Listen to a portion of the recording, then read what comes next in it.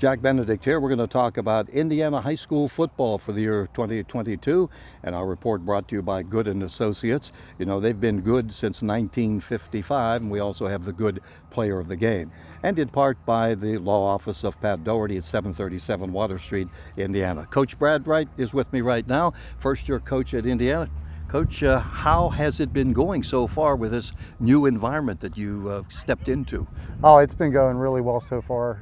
I think the team has responded really well to the change in the coaching staff. Brought in a few new coaches, and they have adapted well to the new system too, where we've installed a new offense in this off season, and I think we've had a really good 2-days and a really good heat camp, and things have been crisp, and the players have been practicing with a lot of attention to detail.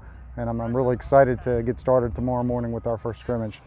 Tell everybody a little bit about your background, those who are not familiar with what you've done in coaching over the years. Sure, yeah, this is my 20th year overall coaching, my 11th year as a head coach, and I began my coaching career in the state of Virginia at Washington and Lee High School, and then later at North Stafford High School. Down south is where I learned the spread offense, the shotgun spread offense, and then back in Pennsylvania, I ended up coaching at Warren Area High School up north. As the head coach up there, and then later Punxsutawney.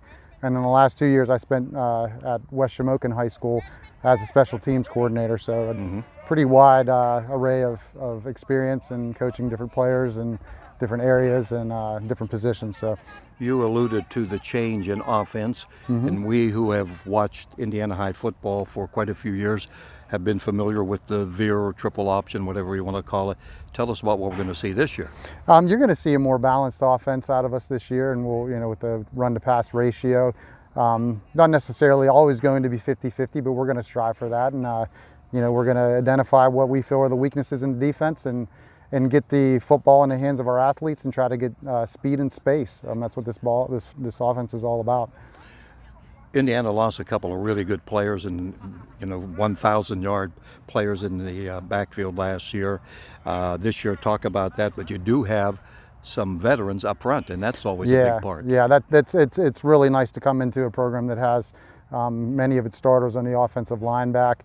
They set, you mentioned the quarterback and the running back from last year, Flint and Arrington, and they wrote records along with this line. It couldn't have happened without this offensive line, and 4 out of those 5 young men are back, and we're excited to have them back, and we're excited to see them lead us even tomorrow morning.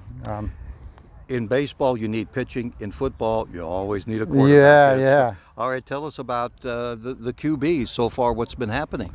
So far, our junior, Trevor Smith, he has been here all off season.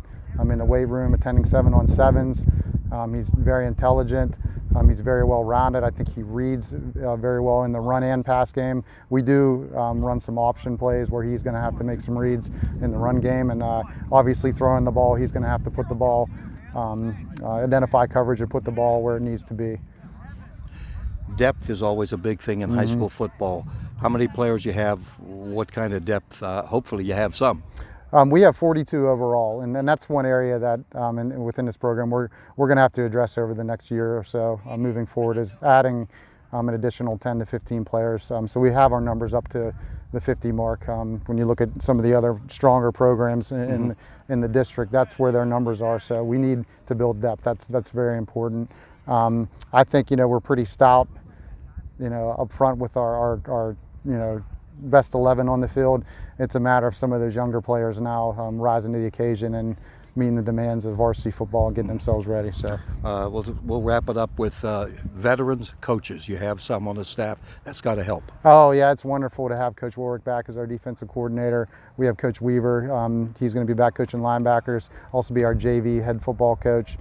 Coach Boyano is back with us too, coaching running backs and also a defensive assistant.